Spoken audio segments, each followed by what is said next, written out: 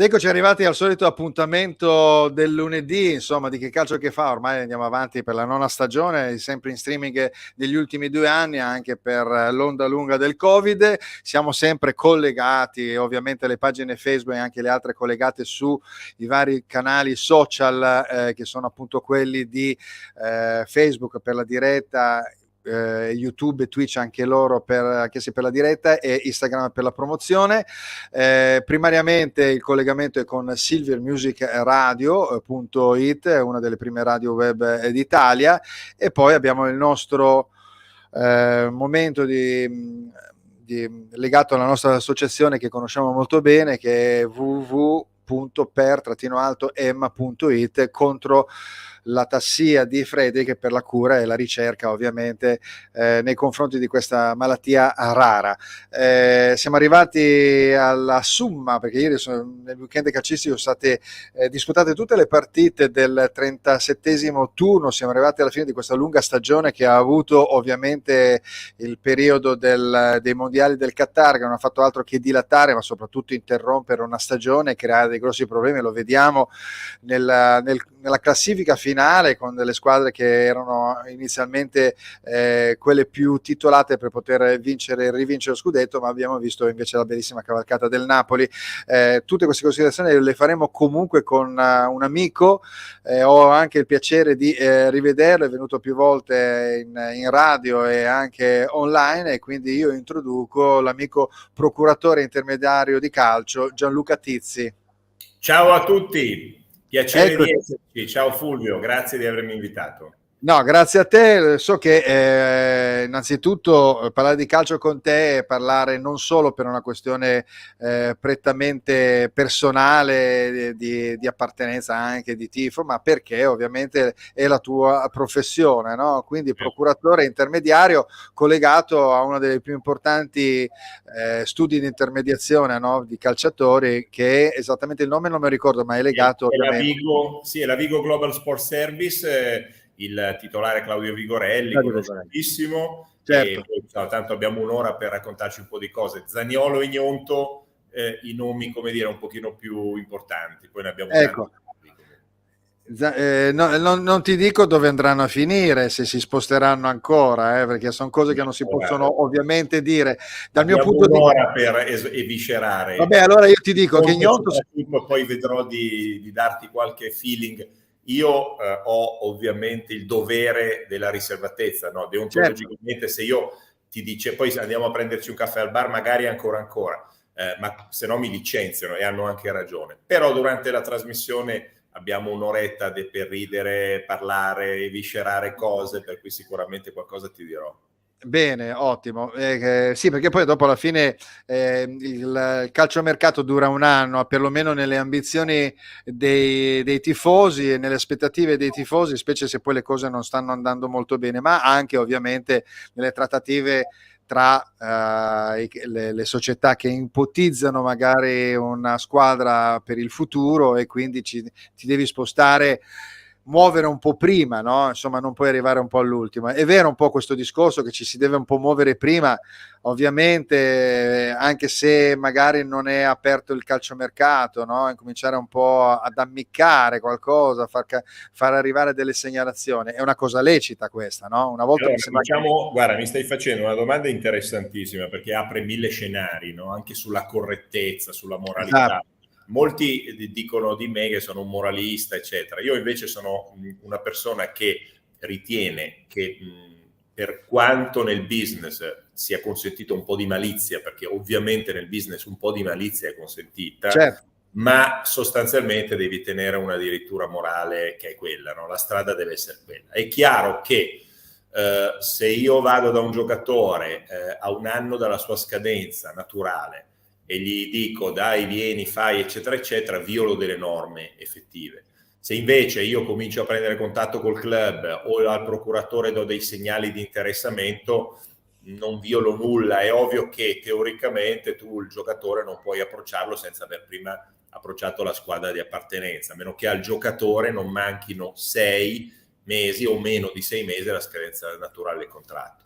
Però allora, diciamo che io se vado al bar col procuratore di un giocatore, io sono direttore sportivo, gli dico, il tuo giocatore mi piace molto, non penso poi di violare qualcosa. Ecco. Sì, a parte il fatto che ci sono tanti sistemi, no, in qualche modo per arrivare a segnalare. Io mi ricordo prima del Covid e aver partecipato a una manifestazione, dovevano fare praticamente delle partite in giro per il mondo, il Milan e il Barcellona, no? E c'era Albertini, poi c'era Coco che aveva giocato assieme ad Albertini in Barcellona, no? Insomma, non mi ricordo più il calciatore importante di un certo periodo storico, vabbè, e c'era un dirigente con cui abbiamo iniziato un po' a scherzare, a giocare, e lui ha detto, ma ci ha guardato, eravamo in due, e dice, ma quel numero 9 dell'Inter, e gli abbiamo detto, c'è qualche calciatore dell'Inter che per esempio può interessare, piacerebbe, no? Sapendo anche un po' sotto ammiccamento, e c'è quel numero 9, e ha fatto un segno per dire,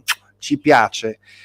E ovviamente parlava di Lautaro, che era già incominciavano un po' a girarci attorno, c'era Messi ancora, eccetera eccetera, quindi se va un intermediario, uno che fa parte del club e comincia già a portare la voce dall'altra parte, insomma qualcosa si arriva. Poi vabbè, lo si deduce anche, no? Dal punto di vista proprio... Diciamo che deve essere una somma di cose, una somma di parti. È chiaro che se ho un contratto valido, tu devi soddisfare me oltre che l'atleta, no? Ci sono le due parti, sono sempre il club di appartenenza e il giocatore. Tu devi dare a me uno stipendio importante che magari migliori, o quasi sempre lo migliora, no? Se si tratta appunto di un percorso diciamo di sviluppo, di crescita, di carriera, di crescita, e devi soddisfare me come club.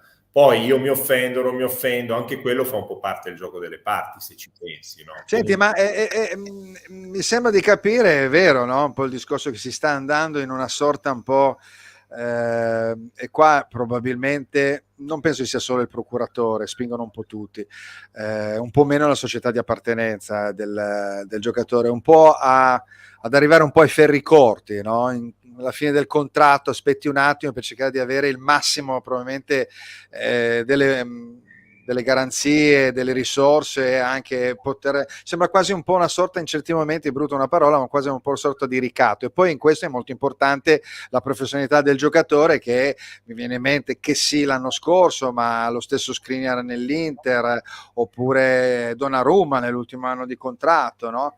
I giochi sono ormai fatti, però c'è la stagione in corso, oppure c'è ancora una trattativa.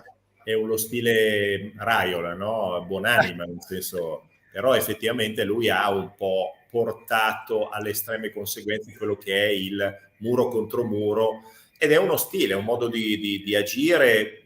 Noi magari, Vigorelli e i suoi collaboratori, fra i quali il sottoscritto, siamo magari uno studio che tende più alla diplomazia e al conciliare le parti. Io, per esempio, non mi sono mai dovuto trovare. Una volta, anni fa, se posso raccontare velocemente l'episodio, mi trovai a ricevere una telefonata del dottor Gino Pozzo, proprietario dell'Udinese, col quale io ho un rapporto storico di amicizia, devo dire, in qualche modo, il quale mi fece una telefonata, devo dire, un po' aggressiva a proposito di un mio assistito che non stava rendendo come lui voleva, no? E quasi quasi lui voleva metterlo ai margini del progetto, eccetera. Io gli dissi, dottor Pozzo, non c'è nessun problema, non dobbiamo nemmeno litigare, sono d'accordo con lei che non sta rendendo come dovrebbe, troviamo una soluzione amichevole. Cioè, il mio tono conciliante quasi lo spiazzò, perché in un certo senso ci si abitua alla guerra, no? E non so, il business alle volte lo può diventare, però diciamo, io se posso evito la guerra, perché secondo me non fa gli interessi né del mio assistito né delle altre controparti. Di solito sono il club che lo vuole e il club che lo vuole vendere, ecco, tutto sommato. Sì, non fa ragionare, molte volte la rabbia o anche l'aggressività non fa ragionare, quindi invece essere tranquilli, pacati, incominciare un po' a... Poi è chiaro, se ci sono dei punti, delle posizioni irremovibili, è un po' difficile, no? Dopo alla fine il riuscire... litigio deve essere l'ultima spiaggia, l'arrabbiatura, esatto, e il muro contro muro, lo scontro deve essere proprio quando non hai altre soluzioni. Diciamo, in genere noi tendiamo a evitare il più possibile e provare delle soluzioni più immediate e più tranquille. È bello che in questo periodo storico molti dicono non c'è più romanticismo, si pensa solo ai soldi, eccetera, eccetera. Però io penso anche molta importanza viene dato ovviamente al giocatore, no? Perché è il giocatore che decide. Una volta ne ho sentite di casi di giocatori degli anni 70-80 venduti senza problemi e senza né B né ba, senza poter dire nulla. Questo prima della legge Bosman. Quindi evidentemente è servita quella legge, perché forse adesso magari troppo, no? Si va a tirar troppo il collo, no? Però all'epoca forse era peggio, La parola chiave come sempre è equilibrio, Fulvio, perché è vero, si possono dire tante cose, il mondo è cambiato, ad alcuni può far piacere, altri meno. Io tendo a essere piuttosto nostalgico, ma mi rendo conto che poi le cose cambiano. Soprattutto il calcio è diventato un'industria che non è più a conduzione familiare come poteva essere negli anni 60-70, è diventata un'industria globale con dei numeri spaventosi, dove tutto il mondo, dal bambino del deserto del Sahara, dal beduino, diciamo, che vive nella tenda, sa chi è Messi, magari non sa chi è, non lo so, Raffaello Sanzio, per dire un nome, però sa chi è Messi, per cui è un fenomeno culturale dove l'aspetto economico è diventato effettivamente preponderante, dove però rimangono importantissimi i fattori umani, perché non dimentichiamoci che in campo ci scendono degli esseri umani e che anche le performance dei giocatori non sono solo commisurate al guadagno, ma sono commisurate anche al benessere e agli stimoli, agli obiettivi che il ragazzo può ricevere o dall'allenatore o può trovare per se stesso all'interno di un progetto sportivo. Senti, molti dicono ci dovrebbe essere una sorta di ingaggio meritocratico: se hai fatto bene prendi quello che devi prendere, se hai fatto male qualcosa dovrebbe essere ridato indietro, no? Ma questo in generale, no? Quindi appunto perché ci sono delle stagioni in cui effettivamente, e poi è una cosa che non puoi star lì a calcolare, no? Quindi se la colpa Allegri per me ha fatto bene, dopo ne parleremo, anzi ne parleremo, partiamo subito. Allegri per esempio ha fatto bene secondo me quest'anno in una situazione di estrema emergenza, se dovesse rescindere il contratto, volessero rescindere il contratto, la Juve avrebbe delle carte in mano, perché non ha raggiunto la zona Champions. Non ha raggiunto la zona Champions perché ci sono stati 10 punti di penalizzazione, la squadra l'ha raggiunta, quindi non finiamo più, ecco. Come la Però pensi? vedi, allora parliamo, visto che hai toccato l'argomento, è un argomento interessante, questo fatto del guadagno, troppo soldi, eccetera. Proviamo a pensare che stiamo parlando di professionisti che non sono lavoratori dipendenti, ma non sono nemmeno completamente dei lavoratori autonomi, sono una sorta di via di mezzo, che in effetti quando tu hai un contratto, dico, quadriennale, non puoi più essere considerato un freelance, cioè tu per 4 anni sei legato a quella società. Poi non sarai magari un lavoratore dipendente a pieno titolo, perché hai dei vantaggi che nessun lavoratore dipendente ha. Sei una sorta, come posso dire, di ibrido, in senso buono. Allora, all'interno di questa, di questa valutazione del giocatore come qualcosa di ibrido, tu devi considerare, ripeto, le motivazioni, le performance. È chiaro che poi dopo 1 anno o 2 anni in cui un giocatore è strapagato e non rende come dovrebbe, è diritto della sua società, proprio perché è pagato bene, andare dal giocatore e vedere se si può trovare una soluzione o se si può rilanciare.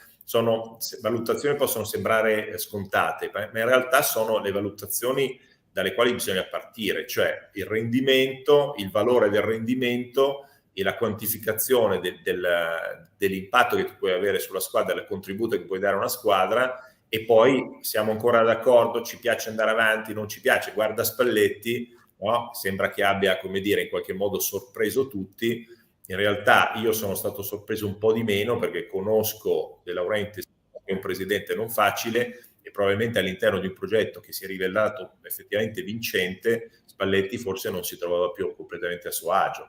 Sembra strano, perché vinci il campionato, arrivi ai quarti di finale di Champions, cosa vuoi di più? Stai allora, lì un altro anno, evidentemente qualcosa proprio a livello umano, voglio dire, al di là dei soldi, no? Ripeto. Vabbè. Non lo so, sì, a livello umano comunque c'è una componente, ovviamente, no? Questo anche perché poi vorrei pensare che ci fosse sempre una componente umana, perché dietro c'è un ragionamento di cuore, un ragionamento comunque di appartenenza o di difesa di se stessi. Dall'altra parte c'è sempre invece solo puro calcolo. Però ti volevo interrompere perché abbiamo già iniziato a parlare di due argomenti che erano quelli già un po' in scaletta. Stavamo parlando di personaggi. Mi ascolti?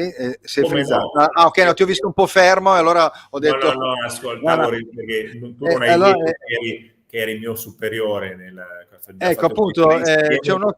tu eri il mio superiore, per cui voglio dire... Io non ero nessuno del superiore perché la gente non lo sa, ma abbiamo fatto il militare insieme.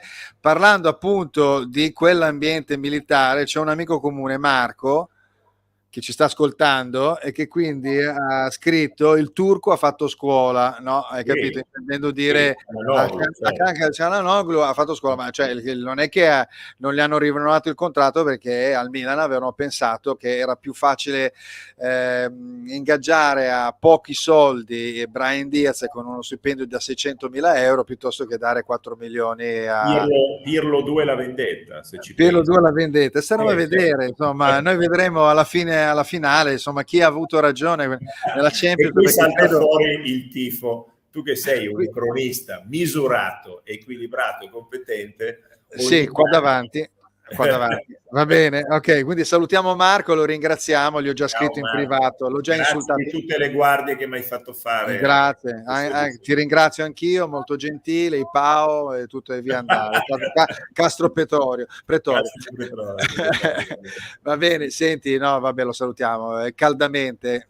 Ciao. Tornando al discorso stiamo parlando prima di Allegri, no? Quindi Allegri è un allenatore che è arrivato a un certo punto, il primo anno ha dovuto mettere a posto un po' i cocci ed era una squadra che non stava in piedi. Poi non è che il giocatore, l'allenatore abbia poi questa voce in capitolo, perché i soldi, se non li vogliono spendere, non li vogliono spendere, quindi prendono due giocatori come Di Maria e Pogba che pensano al mondiale, in più Pogba con grossissimi problemi fisici, quindi vengono meno, in più Chiesa ha allungato i tempi di rientro, quindi una squadra su cui 3 giocatori fondamentali sono venuti meno. Poi Di Maria ha cercato di sostenere la squadra, ha fatto un buon mondiale, l'ha vinto, però quindi la colpa non è che trovo che sia così nei confronti di un allenatore che dopo ogni allenamento è stato lì sul pezzo con una società che ha avuto dei problemi ed è appunto inquisita in una situazione di questo tipo, è stata anche punita,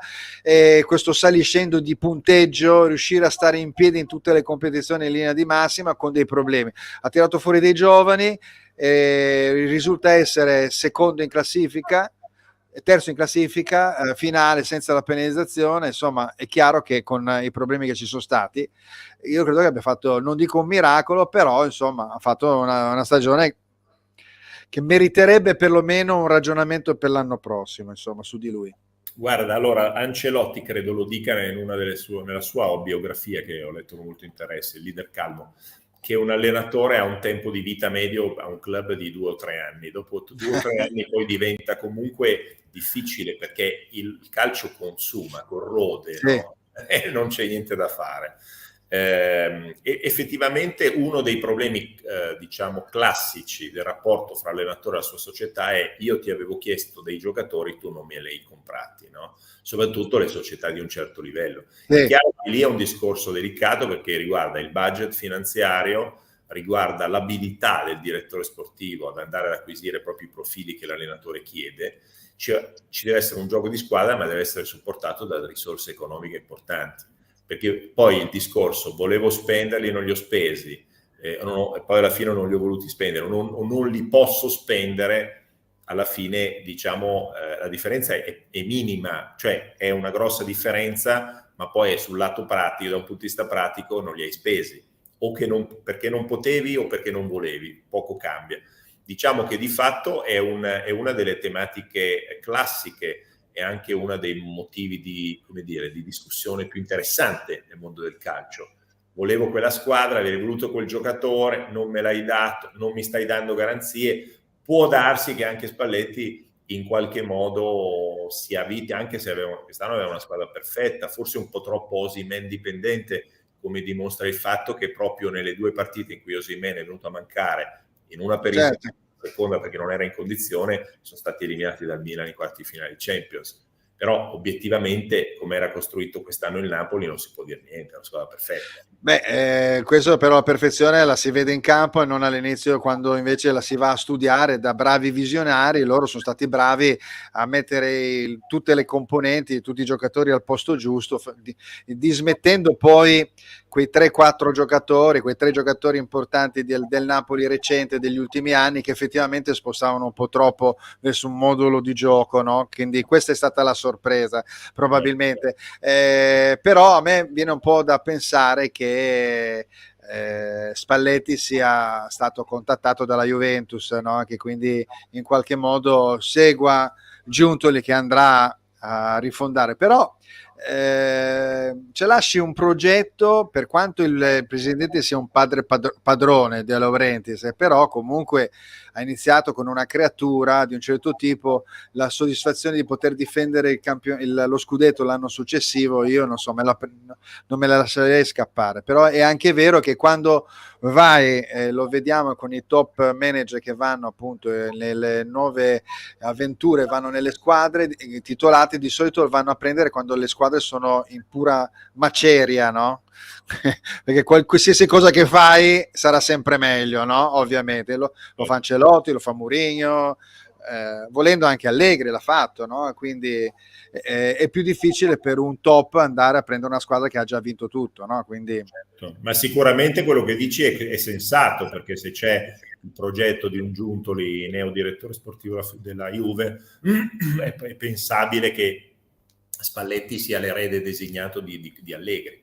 Poi uno può chiedersi come mai un allenatore che ha fatto così bene, ha vinto il campionato, non sente l'esigenza di provare l'anno dopo a vincere la Champions League, per esempio, no? Esatto. Però è chiaro, lì poi non siamo nello spogliatoio del Napoli. No, anche perché poi non si sa mai quali possono essere i verdetti della giustizia sportiva, se c'è una ipotesi di dare altri punti alla Juventus, che potrebbe anche rischiare la Serie B. Alcuni dicono che potrebbe rischiare la Serie B, quindi appunto mancata partecipazione alle coppe, cioè diciamo che lì bisognerebbe vedere bene le carte. Sicuramente quello che è stato fatto è qualcosa che sta veramente profondamente danneggiando un club che mi pare che negli ultimi anni ne ha vissute parecchie di traversie, diverse, svariate, per cui non si finisce. Com'è possibile dopo 9 scudetti, quindi avere comunque introitato, poi c'è 2 finali di Champions, 2 finali di Champions, uno stadio di proprietà che quindi produce anche dei buoni ricavi,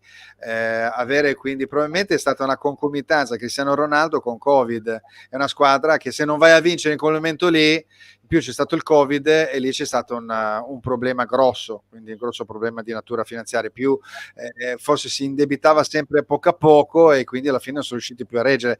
È strano che non ci sia stata una programmazione in quel momento storico, perché poi Sarri e Pirlo sono stati 2 allenatori a cui non è stata data la possibilità di fare una certa... Probabilmente se avessero tenuto Sarri, però c'era Cristiano Ronaldo che non era particolarmente gradito, non era gradito Sarri a Cristiano Ronaldo. Certo.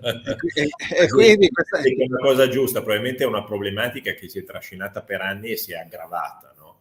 Poi dopodiché se non c'è una decisione di provare a affrontare i problemi in un certo modo, si finisce magari per fare qualche marachella. Perché il punto zero è adesso, adesso diventa veramente il punto di partenza, quindi probabilmente Allegri, per quanto non sia secondo me il grosso responsabile, probabilmente la gente vuole cambiare, vuole avere un'area nuova, magari un qualcuno che anche con dei giocatori nuovi, perché Giuntoli è anche uno che quindi può andare a prendere anche giocatori che possono servire anche nella serie cadetta, no? Per dire, no? Quindi magari un occhio ben preciso. Certo. Diciamo che Giuntoli è l'allenatore giusto per ricreare la Juve, scusami, il direttore. Non è il direttore che prende la vecchia gloria. Ecco, il Cristiano Ronaldo, con tutto il rispetto, che comunque era un giocatore che aveva già una certa età, lo stesso Di Maria. È il direttore della nuova Juve, se dovesse esserci. Sì, perché probabilmente ci vogliono anche delle idee ben chiare, certo. Perché hai dei giovani che hai già un po' in qualche modo valutato. I Miretti, certo, i Gatti. Esatto, hai poi dei giocatori che sono a scadenza di contratto che comunque vanno via, e hai dei giocatori che ti ritornano, che hanno anche degli ingaggi. Arthur Kulusevski, E Kulusevski, certo.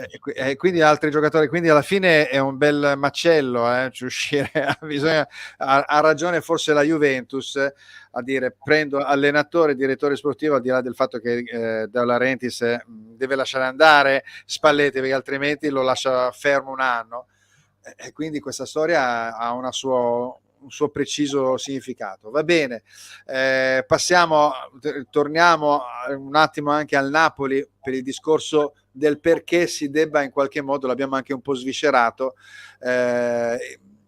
credo che sia anche un po' il discorso di una piazza.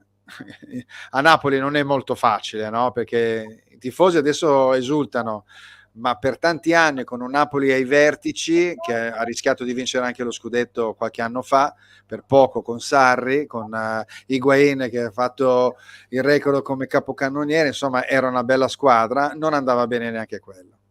Quindi c'è un umore di piazza che non si riesce a comprendere.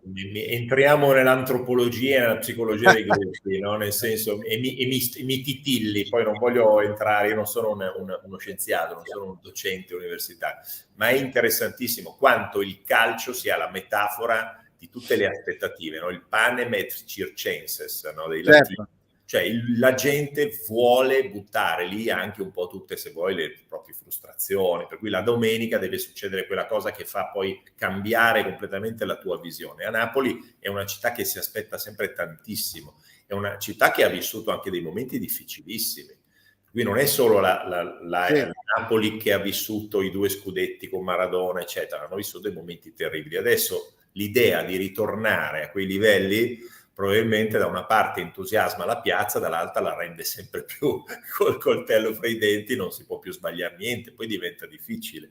Per cui non lo so, ecco, ripeto, io non sono dentro la testa di Spalletti, probabilmente io credo che lui a un certo punto abbia pensato di aver già raggiunto il massimo che poteva fare, cioè può darsi. vincere un campionato e arrivare a un quarto di finale Champions League, sono 2 risultati straordinari. Sì, te ne vai con questo. Con un po' di fortuna in più magari il quarto di finale diventava una semifinale, diventava davvero un'apoteosi. E quindi probabilmente il rapporto con De Laurentiis è un rapporto complicato perché è un presidente impegnativo. Io non sto dicendo niente, no? È un po' come Lotito, non sono persone con le quali è facile andare d'accordo. E probabilmente c'è un logorio, cioè tu a un certo punto ti logori perché diventa poi un quotidiano un po' complicato. Ed è anche poi è anche vero che sono un po' dei padri padrone, no? Quindi fanno un po' tutto. Ha ragione a esserlo, però di fatto io che sono immerso in un ambiente dove c'è magari la telefonata del presidente e anche quando fai bene magari c'è qualcosa che non va e magari dopo un po' penso che cambiare aria faccia bene alla mia salute, oltre che al mio Va bene, adesso ci buttiamo un attimo perché siamo arrivati alla 37esima giornata e quindi abbiamo avuto già dei riscontri, no, delle ultime partite, quindi la Sampdoria che pareggia con lo Sassuolo ma ormai è già in Serie B, è una squadra pazzesca che è stata depauperata negli anni, la Salernitana che batte l'Udinese, quindi insomma ci ritroviamo praticamente con una Salernitana tosta che con la cura Paolo Sosa indubbiamente ha fatto qualcosa di importante, ha dato saldezza alla squadra. Poi abbiamo ma anche l'Udinese comunque ha fatto bene, lo Spezia Torino, il Torino che si consolida nelle prime 10, la Fiorentina che ribadisce il suo buon stato di forma, l'Inter che è molto sul pezzo anche perché poi c'è la finale come anche la Fiorentina, batte l'Atalanta, Verona-Empoli un pareggio un po' salomonico, anche se però è venuto fuori all'ultimo e stavano vincendo i veronesi, Bologna-Napoli non dice nulla più di tanto, un po' una piccola sorpresa in Monza che perde con Lecce al 90esimo, la Lazio che recupera sulla Cremonese, la Juve che perde col Milan 1-0 e perde l'ultima possibilità veramente di poter ambire ancora l'ultima unghia al posticino Champions. Facendo un'analisi di tutta la stagione, fermo restando il Napoli mette d'accordo tutti, perché molte volte c'è polemica sull'uno, sull'altro, ma questo, l'Inter, il Milan, la Juve hanno fatto male, però il Napoli ha messo d'accordo tutti. E poi sono implose un po' tutte le squadre contemporaneamente quasi, no? Quindi la Juve all'inizio mancava i giocatori, il Milan a gennaio, l'Inter a febbraio, e anche all'inizio della stagione l'Inter, la Fiorentina che ha ingranato più tardi, insomma, e ne ha beneficiato la Lazio perché ha fatto un buon percorso, e la Roma che zitta zitta è lì, anche se adesso sta perdendo un po' il treno delle coppe. Cos'è il fatto che ci sia stata un'interruzione, il fatto che il Napoli abbia in qualche modo fatto capire che avrebbe vinto lo scudetto, riusciamo a raggiungere con 5 semifinalisti le semifinali appunto di Coppa, no? I quarti di finale, anzi, e tutte le finali e 3 finalisti nelle 3 coppe ovviamente europee. Forse c'è stato un po' uno spostamento di attenzione, no? In qualche modo, e quindi il campionato, vabbè, una volta che dopo riesci ad entrare nei posti champion, quelli dell'Europa, hai fatto la tua stagione. Qual è il tuo pensiero? Allora, sicuramente hai detto bene tu, nella prima cosa che hai detto era corretta, 5 semifinalisti, perché c'erano Juve e da una parte e Milan dall'altra, oltre ai 3 finalisti, per cui un successo storico. E in effetti queste 3 finali di 3 italiane sono qualcosa che pesano tantissimo, ma anche nel pensiero che il calcio italiano è in crisi, che il calcio italiano non va al mondiale, eccetera, eccetera, avere invece 3 finali con 3 italiane è una cosa straordinaria. Sicuramente quello che mi ha sorpreso è il Monza, perché il Monza comunque è riuscito a conquistare una matematica certezza di rimanere in Serie A con una certa tranquillità, e fa piacere pensare a una squadra neopromossa che decima ha quasi anche addirittura a un certo punto pensando di arrivare in zona Conference League o robe del genere. Mi dispiace tantissimo, ma tantissimo, per la Sampdoria, che ha una situazione societaria terribile. Io fra l'altro non dovrei dirlo perché appunto, come spiegavo prima, ci sono delle cose che per ragioni deontologiche non devo dire, però mi sono interessato a un certo punto alla situazione della Sampdoria, perché c'era la possibilità di avere degli investitori. So che è una situazione che fa male, no? Nel senso che se non c'è poi questo accordo, questo Radrizzani che arriva e che offre anche un'ancora di salvezza con questo fondo del Qatar, a un certo punto la Sampdoria rischia il fallimento e di conseguenza la Serie D, no? Questo fa veramente male al calcio, sì. Ha una storia straordinaria. Fa piacere, io stamattina mi sono complimentato sia con Pantaleo Corvino che con Trinchera per la salvezza del Lecce, perché comunque è una squadra che fa piacere vedere in Serie A. Straordinario il percorso della Lazio, come hai detto tu. Cioè, se vogliamo, questo equilibrio che si sposta verso il sud in maniera prepotente. L'anno scorso cos'era? Milan-Inter, no? Quest'anno è Napoli-Lazio, no? In questo momento manca una giornata alla fine. Forse la Lazio è andata oltre le aspettative, non aveva fatto bene in Europa, però è matematicamente... ma anche Lecce Salernitana. Assolutamente. La stessa Salernitana ha fatto molto bene. Adesso quelli che rischiano, purtroppo l'ultima giornata diventa determinante, sono o il Verona o lo Spezia, uno dei due. Sì. L'ultima giornata, le partite dell'ultima giornata le vediamo qua. Lecce Lecce è già salvo, quindi c'è il Verona che viene a San Siro col Milan, che potrebbe avere un po' la pancia piena. E poi appunto la Roma, cioè dei due pericolanti hanno un impegno comunque difficilissimo, no? In trasferta. Sì, Roma-Spezia. Devono fare un miracolo, perché voglio dire, poi alla fine sarebbe l'ideale, sarebbe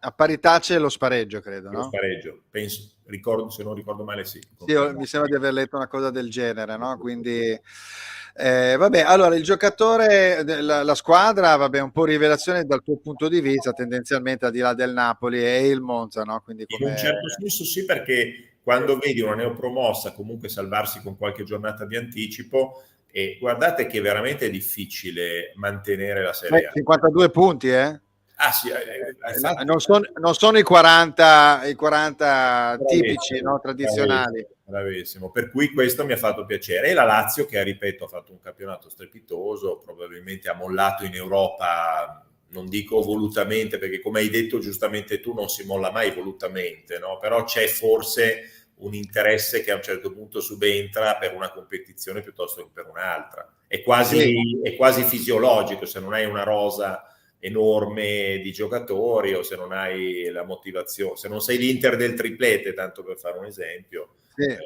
poi comunque non era la Champions, ecco, era l'Europa. No, infatti, comunque si consolida sempre il concetto che la prima in classifica solitamente ha il primo attacco e la prima difesa, ecco, più o meno lì. Quindi l'Inter si è un po' avvicinata recentemente, ha avuto sempre però, specie nella prima parte della stagione, una difesa molto ballerina, dopo si è più cementata da questo. Senti, i giocatori invece, Osimhen e Caraseglia in qualche modo mettono anche loro d'accordo perché sono napoletani, sono stati un po' la sorpresa, o vedi altri giocatori riguardo a questo? Allora, intanto credo davvero che questo Osimhen straordinario e strabordante sia un giocatore che effettivamente nella logica del Napoli fosse fondamentale, anche se loro avevano tutte le soluzioni, Simeoni, Raspadori, ne avevano di soluzioni alternative.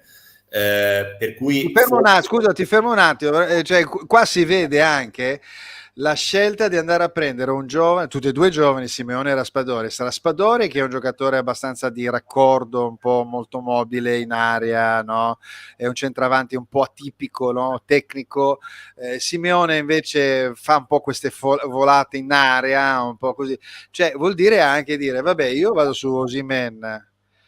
Poi c'è Caraseglia che comunque parte largo, Lozano lo sposta a destra, però io intanto lì centralmente, perché se mi si fa male Osimhen io devo mettere due centravanti in un modo o nell'altro, quindi c'è studiato a tavolino questa logica in una maniera perfetta. Poi non è la controfigura, non sono la controfigura di Osimhen ovviamente. No, però poi avevano anche questo centrocampo pazzesco con Anguissa, Lobotka e Zielinski, che è stato un centrocampo pazzesco. Cioè lì veramente vedi il giusto mix fra quantità e qualità, no? E le motivazioni, io penso che alcuni di questi giocatori nella rosa del Napoli fossero giocatori che altrove non avevano più motivazione, non avevano fatto bene, no? E questo è secondo me un merito assoluto, forse anche dell'allenatore, perché chi è che poi motiva i giocatori? Alla fine credo che sia soprattutto l'allenatore. Poi il direttore sportivo ha un rapporto meno quotidiano con loro. Per cui sicuramente questa cosa del Napoli, diciamo, rimane una pagina memorabile anche per la qualità del gioco, no? In fondo, se tu pensi alle partite che ha giocato il Napoli, pensa solo al gruppo di qualificazione di Champions, cosa hanno fatto loro a Napoli contro il Liverpool, che non è l'ultima arrivata, no? Cioè loro hanno messo il Liverpool proprio al KO.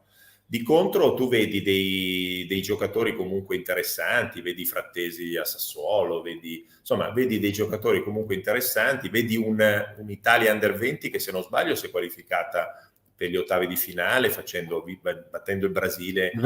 Se non sbaglio con un giocatore di Serie D, guarda adesso vado a memoria, ma nella rosa c'è un giocatore che giocava in Serie D. Questo forse vuol dire che non è come si dice da tanti anni che in Italia i giovani non ci sono, probabilmente si tratta anche un pochino di saperli valorizzare, no? Saperli considerare. Questo è sicuramente un passaggio, adesso è un discorso lungo che magari va in una direzione diversa da quella che stiamo affrontando adesso, e forse mi riporta a quello che ci dicevamo off records prima di cominciare questa diretta, cioè che la Vigo, uno dei fiori all'occhiello della Vigo è Willy Gnonto, che ha una storia pazzesca, perché giocatore piccolino di statura, per cui tu pensa anche questa cosa strana, no? Il calcio di adesso devi essere un armadio, nel calcio di adesso devi essere alto, Willy è piccolino, però questa sua piccola statura unita a una grande caparbietà e a una doti fisiche straordinarie, ma anche tecnicamente lui è migliorato tantissimo, l'hanno portato a essere un giocatore che Mancini chiama sempre in nazionale, più o meno lo considera, probabilmente lo vede che ha delle caratteristiche che poi possono venire utili. Quest'anno, ahimè, retrocessi ieri matematicamente con Leeds, però lui ha una stagione dignitosa in Premier League, che non è facile, 19 anni. Direi 19 anni e poi comunque in un campionato tendenzialmente muscolare, no? E abbiamo, e qui tu mi avevi chiesto delle anteprime di mercato, io sai che non te le posso dare, ma ti posso dire che ci sono diverse società inglesi che hanno proprio messo gli occhi su Willy. Ma lui ha un altro anno di contratto con il Leeds? Allora, è chiaro che è una squadra che retrocede, puoi andare tranquillamente a negoziare. Cioè, Okay. se c'è una squadra più importante del Leeds che vuole Willy, in quel caso specifico, il discorso che si faceva all'inizio, io mi posso sedere con te e dire: ascolta, sei retrocesso, cosa vuoi? Quanto l'hai pagato? Mettiamoci d'accordo.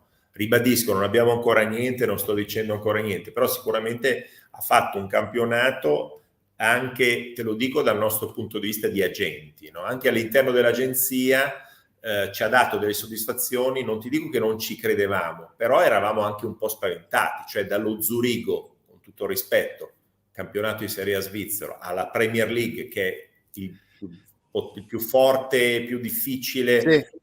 e più qualificato campionato del mondo, lui è riuscito a fare un salto, diciamo, non ti dico tranquillamente, ma insomma ha tenuto Quindi bomba. potrebbe veramente essere appetito da altre squadre inglesi, quindi, e fare quel salto ulteriore, no? Qualcuna delle top ci ha già fatto una telefonata, Okay. per capire. Okay. Bene, sappiamo questo anche da Gianluca, quindi c'è un bel movimento. Te lo dico volentieri perché ci rende orgogliosi. E poi il ragazzo è talmente bravo, guarda, è un 19enne che dimostra che ha la maturità di un 40enne. È un ragazzo che pensa solo a migliorarsi. Lo si vede comunque, lo si vede come... Sono importanti, ma non sono tutto. Il progetto conta più dei soldi. Alle volte lo senti parlare e non credi a quello che ascolti, no? Perché, come dicevi giustamente anche tu, viviamo in un'epoca in cui al denaro viene dato un valore assoluto, ma il denaro ha un valore enorme, importantissimo, ma non è assoluto. Cioè, certo. non è solo quello. Nel momento in cui tu hai il denaro ma non hai motivazioni, stimoli, eccetera, non è che automaticamente se guadagni tanto performi bene.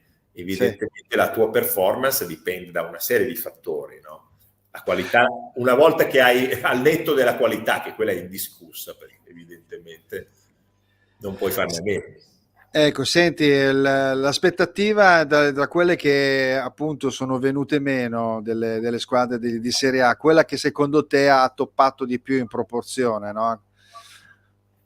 Ma allora io ti dicevo la Samp perché la Samp è un esempio pazzesco di una squadra che tutto sommato poteva essere una squadra di metà classifica e si ritrova ad aver fatto proprio un campionato dove la crisi societaria inevitabilmente ha influito tantissimo e poi forse ti dico, forse l'Atalanta che negli ultimi anni, no, ci ha abituato con risultati importanti che in Europa, forse si è un po' ridimensionata, nonostante i mezzi economici notevoli di Percassi, che è sempre stato un presidente che non ha mai badato a spese. Perché... ma forse è arrivato il momento, mi sembra che l'abbia anche in qualche modo ventilato Gasperini, che probabilmente un po' tutta questa avventura, anche perché poi magari, sai, come dicevi tu, non solo i presidenti, l'ambiente, dopo un po' uno ha anche voglia di cambiare. Ha fatto molto bene Gasperini perché ha portato l'Atalanta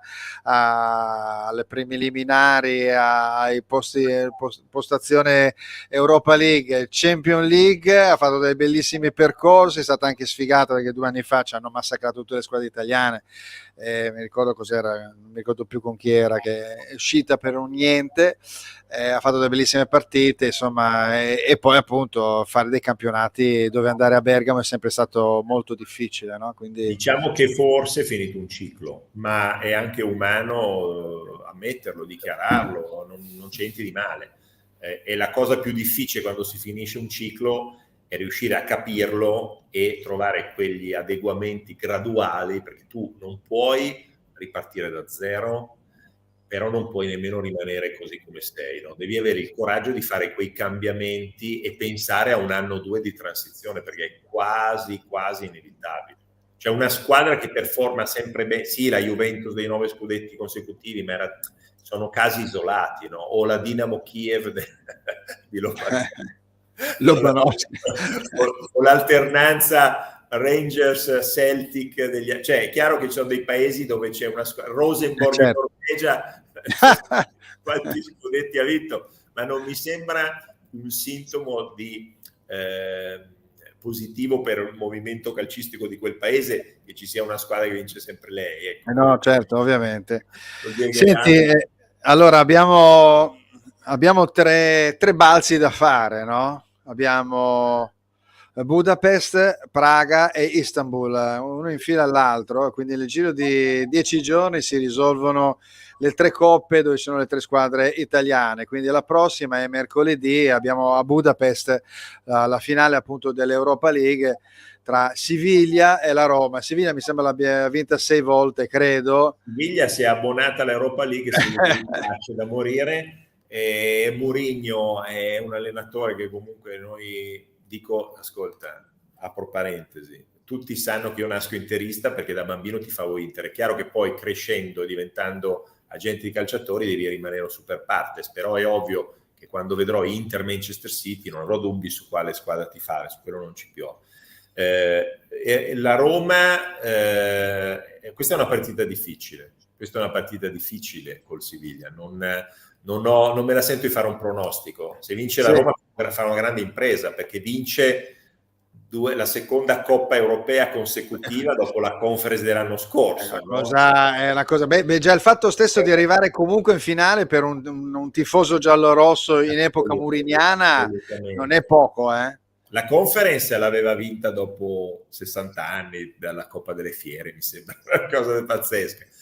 Questa finale, se la vince, è un risultato che forse, se vuoi, compensa un pochino un campionato. Tu prima parlavi delle delusioni, forse non è una grande squadra, forse al di sotto è un po' così la squadra, però è Spinazzola, che è un mio, sicuramente io sono un fan di Spinazzola, e forse non ha più ritrovato dopo l'ingrame la gamba giusta al tendine di Achille contro il Belgio, non ha più ritrovato quella forma che aveva un'arma in più, era un'arma letale sulla fascia. Era fenomenale, il campionato d'Europa per nazioni era fenomenale, ma però Mourinho, insomma, sappiamo che è un volpone, quindi sapere che va a farsi un'altra finale è una cosa pazzesca, no? Quindi, lui è uno che si gode la vita, sa come godersi la vita, è una persona che ha delle qualità straordinarie e le ha sapute massimizzare, ottimizzare, ha fatto una carriera pazzesca. Poi uno può sempre dire volevo di più, perché l'essere umano non è mai sazio, non è mai contento, uno vince, ne vuole di più, eccetera. Però se dovesse vincere l'Europa League contro il Siviglia dopo aver vinto la Conference League l'anno scorso, veramente sarebbe il re di Roma. Beh, c'è tanta gente che, entrando anche nel discorso risultatisti, giochisti, io non so, io sono un risultatista di quelli proprio più accaniti, no? Cioè competitivi, perché bisogna vincere. Se perdi, sì, hai giocato anche bene, però dopo comunque hai perso. Io credo che veramente accanirsi nei confronti anche di Allegri, ma anche soprattutto di Mourinho, perché lo si considera per quello il personaggio che certe volte può piacere o non piacere, comunque in ogni caso è un allenatore che ha un curriculum spaventoso. Poi dicono ha allenato questo, tu incominci ad allenare un Real Madrid, un Chelsea, un Inter con Ibrahimovic, cioè incominci a allenarli, poi dopo ne riparliamo. Sono d'accordo con te. Fra l'altro è un allenatore che non ho avuto il piacere di conoscere personalmente, ma che mi incuriosisce umanamente, perché da un certo punto di vista sembra un gran volpone, no? Un furbacchione. Se tu ci fai caso, che passa di Mourinho è sempre io ne so una più di te. No? Sì. Parte e già ti mette in difficoltà. E poi sposta sempre l'attenzione, l'attenzione. Lui è abilissimo, no? Però sicuramente come leader ha delle qualità. Poi, come tutti i leader, c'è chi ci va d'accordo e chi invece va a sbattere la faccia contro il muro Mourinho, scusa il gioco di parole, però questa finale di Europa League è tanta roba. Se la vince, sicuramente il popolo giallo-rosso pazzesco, può ringraziarlo davvero. Insomma. Senti, io penso che spero, perché per la legge dei grandi numeri, insomma, il Siviglia, che poi quest'anno in campionato mi sembra che era 12esimo, non so, non ha fatto una grande stagione, però ci sono dei bei giocatori, insomma, quindi era una partita interessante, da vedere senza pronostico, obiettivamente. Sì. Senti, invece quella successiva c'è West Ham con la Fiorentina e abbiamo questo allenatore che è un po' una rivelazione, no? Un allenatore molto bravo, ha messo in difficoltà l'Inter nella finale di Coppa Italia con un gioco interessante, importante, uno dei nomi che consiglierei, fra l'altro se ne parlava anche per il Napoli, se non sbaglio. Sì. Consiglierei, se dovessi, a me è capitato, ve lo dico, di fare delle consulenze assolutamente, come dire, amichevoli, non c'era nessun lucro dietro, ma lui, Juric, Thiago Motta, quest'anno sono stati 3 nomi, se vuoi, no, di allenatori che hanno fatto molto bene, che hanno un gioco interessante, hanno delle idee interessanti. Ma Thiago Motta mi sembra che abbia risolto abbastanza in fretta una situazione un po' difficile a Bologna. Juric, dopo un primo anno così si è fatto vedere che comunque è un allenatore di sostanza. Genoa, Verona e Torino, con anche dei giocatori nuovi anche al Torino, no? Giovani, li ha saputi plasmare, quindi probabilmente il metodo Gasperini aiuta. Lui è un allievo storico, certo. E quindi va bene. Se tu mi dovessi chiedere, scusa, alle volte rispondo delle domande che non mi hai fatto, ma sì, fatti la domanda e risponditi. Dai. Quali sono gli allenatori che quest'anno secondo te hanno fatto meglio in Italia? Ti direi, a parte scontato Simone Inzaghi, perché arrivare a una finale, eccoli qua. E ascolta, sicuramente poi lì dell'Inter, se vuoi, parleremo, perché io dico, parliamo. Non parte sconfitta in partenza, perché in nessuna finale si parte sconfitti. Adesso dico una frase banalissima: io voglio vedere i primi minuti di Inter Manchester City, cioè voglio essere davanti. Io quel giorno sarò per un impegno di lavoro in Piemonte, ho già organizzato di non essere in viaggio durante la partita. Vabbè, dai. Davanti a un televisore, ma sto già facendo.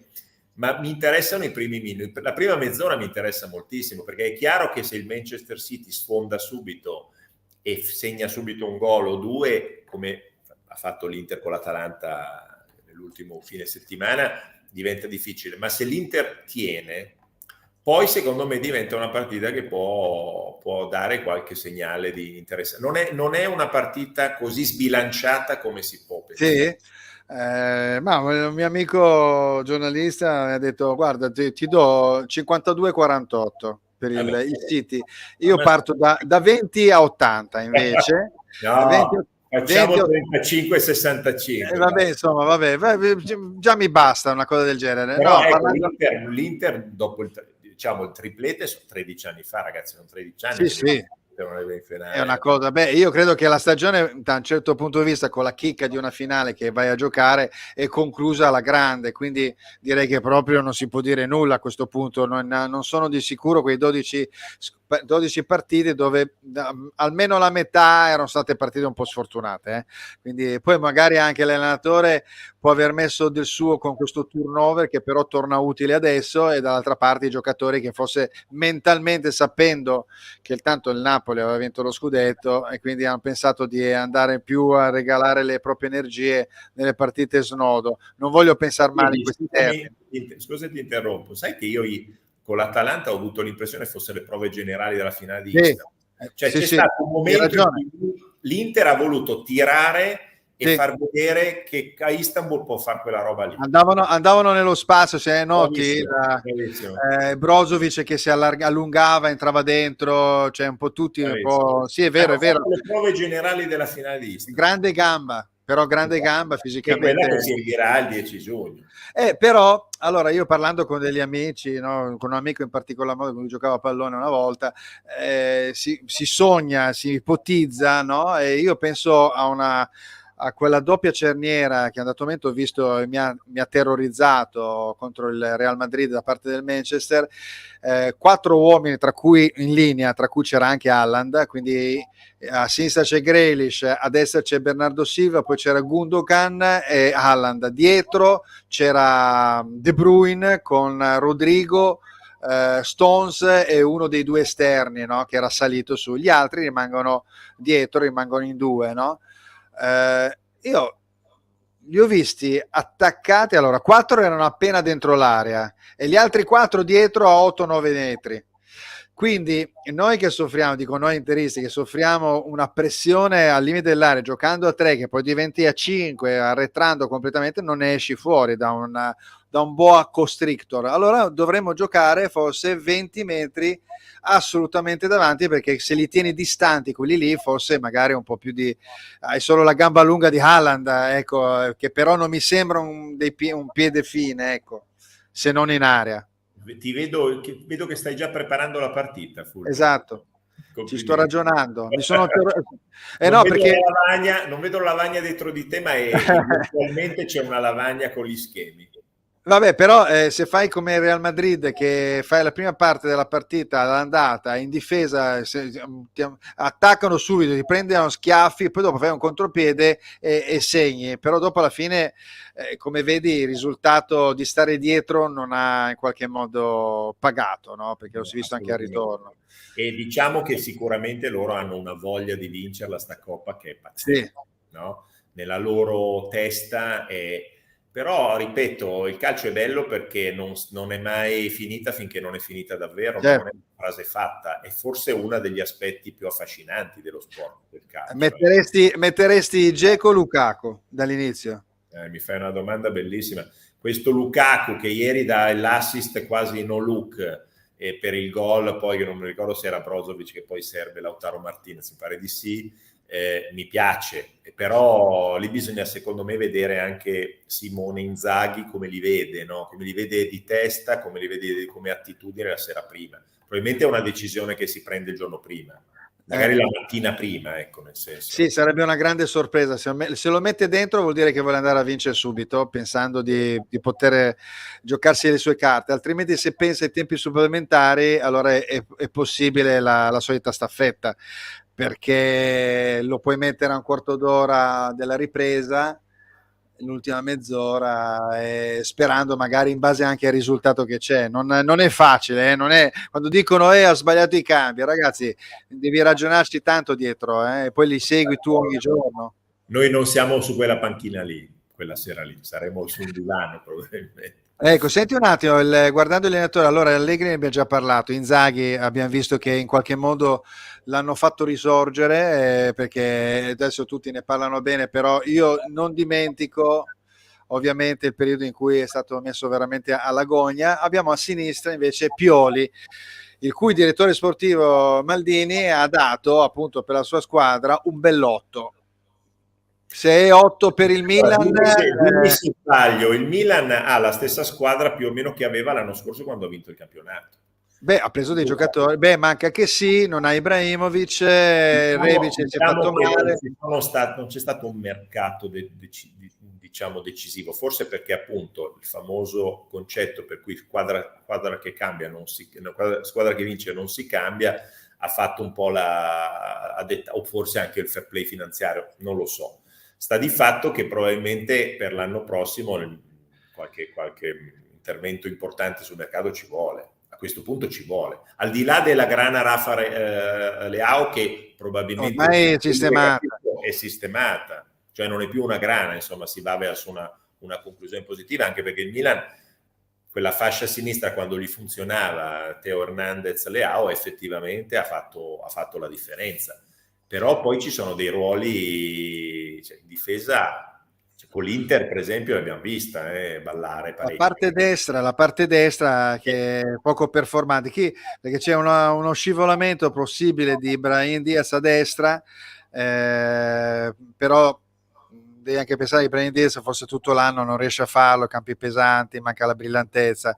Lì ci dovrebbe essere un giocatore veramente un po' un computer di fascia che va avanti e indietro, che però abbia testa riguardo a questo, e poi una punta anche che sostituisca Giroud, no? E certo, infatti vedo che loro sulle punte si parlava di Arnautovic, cioè secondo me la punta diventa una delle priorità assolutamente. Arnautovic sarebbe forse il profilo giusto, no? Perché gioca più o meno lì, è fisico. Un giocatore che ha fatto secondo me meglio in squadre medio piccole io sono un fautore, scusami, perché tutti dicono ma tu fai lo psicologo, io devo capire, perché cioè, quando Di Natale era un fenomeno all'Udinese, noi Di Natale alla Juve non l'abbiamo mai visto però. Certo. E il Milan è una grande squadra, con tutto quello che comporta la pressione dell'ambiente. Sì, probabilmente anche gli stessi giocatori sanno, vorrebbero, però meglio rimanere nel proprio ambito piuttosto che rovinare una carriera, perché lì sei un idolo, rimani un idolo in quella realtà, come appunto è stato Udine, e quindi, ma penso anche allo stesso Leao. Cioè Leao in fin dei conti sa di avere degli anni davanti almeno per 3 anni, poi dopo può anche pensare di cambiare. In questi 3 anni magari appunto il Milan consolida l'organico, raggiunge gli altri obiettivi e quindi dopo magari può pensare anche di staccarsi. Adesso andare dal tuo punto di vista, bruciarlo in un campionato tipo la Premier, è un giocatore da Premier per esempio? Guarda, mi viene da pensare a quello che è successo a Lukaku, che è un giocatore diverso, ovviamente un ruolo diverso, caratteristiche diverse. Lukaku in Inghilterra non ha fatto bene. E comunque non era contento, cioè voglio dire, alla fine io ho avuto notizie da colleghi, senza parlare sempre dell'aspetto psicologico, ma per me sai che è preponderante, che lui al Chelsea non stava bene. Bisogna vedere, è un campionato dove ci si perde facilmente, non è facile, non è facile. Io non so se Leao troverebbe in Premier le opportunità di mettere in mostra il suo talento che ha trovato in Italia quest'anno. Punto di domanda, senza Sì. dire no, ma ho un dubbio. Insomma. Ecco, senti, parlando di altri giocatori, per esempio, cosa ne pensi invece di Vlahovic, che è un giocatore che secondo me ha fatto un salto eccessivo poi in un momento un po' sfigato anche della Juventus, no? Quindi una squadra che non gli dà, non lo assiste nel migliore dei modi e poi un modulo quest'anno ha cercato con Kostic, poi ci doveva essere a destra Chiesa, c'era Di Maria, ci doveva essere Di Maria, quindi dargli tutte le opportunità realizzative, però mi sembra che gli manchi un po' un qualcosa ancora. È il discorso che si faceva prima, no? Ci sono dei giocatori che performano al meglio in società medie, medio-alte, ma medie. Quando arrivi al top ci sono dei giocatori che non riescono a fare quel salto di qualità. Lui sicuramente ha deluso per il prezzo poi che è stato pagato, che non è stato pagato Vlahovic. Sì, senti invece il giocatore del Milan, De Ketelaere, che è arrivato a un certo punto, non so, io non gli ho visto fare niente di particolare. Uno dice, beh, c'è una movenza e uno ti dicono, beh, giovane, bisogna saperlo aspettare, però vabbè, lo aspetteranno ancora un altro anno con tutto quello che hanno speso. È sempre la solita storia, no? Che uno dice, beh, lo straniero deve ambientarsi, però credo che veramente in questo caso sia veramente difficile riuscire a far quadrare un po' la somma finale su questo giocatore. Allora, se tu pensi quanti soldi vengono investiti su un certo tipo di giocatore e quanto probabilmente è stato valutato l'acquisto, no? Perché nessun giocatore che costa tanti soldi viene comprato così da un giorno all'altro. Certo. Sono decine di report di scout che li vanno a vedere, ci sono i match analyst, ormai siamo dotati di strumenti tecnologici pazzeschi. Apro parentesi velocissima, noi come Vigo utilizziamo una piattaforma che si chiama Delflix Africa, che ci fa conoscere l'Africa da un punto di vista proprio della qualità del giocatore, le caratteristiche, eccetera. Ormai è imprescindibile la conoscenza delle performance. Non è solo l'algoritmo, ovviamente, che ti fa scegliere sì o no. Nel caso suo, questo era un giocatore che è arrivato con un curriculum che faceva prevedere il meglio. Se poi non performa al meglio, ci possono essere mille ragioni. Cioè non possiamo dire che era un bidone perché non lo era l'anno scorso. Sì, cioè è stato valutato quello, ha fatto un buon campionato. Attentamente, perché prima di spendere 2 euro, 3 euro, 30 milioni, 40, quelli che sono, ci saranno state decine di riunioni tecniche e probabilmente il giocatore è stato visionato ai raggi X da tutti. E per cui poi se poi scende in campo qua e non rende come rendeva l'anno scorso, c'è anche evidentemente un problema di adattamento al calcio italiano, a un certo tipo quindi di... c'è una questione anche psicologica anche in questo caso. Assolutamente, tutto c'è, il calcio diverso, il mondo diverso, la lingua diversa, la cultura diversa, i cibi diversi e c'è anche proprio il calcio un tipo di calcio che è diverso da quello che giocava lui fino all'anno scorso. Quindi vabbè, lo staremo ad aspettare. Senti, senza dirmi esattamente quale coppa, però mi dovresti dire come domanda finale, su 3 coppe se ne portiamo una a casa, o qual è il risultato? Allora, io sono... senza dire la coppa, 1, 2 o 3? Dai, tutte e tre perché la Fiorentina con il West Ham non ne abbiamo parlato, ma il West Ham ha fatto una stagione così in Inghilterra, eccetera.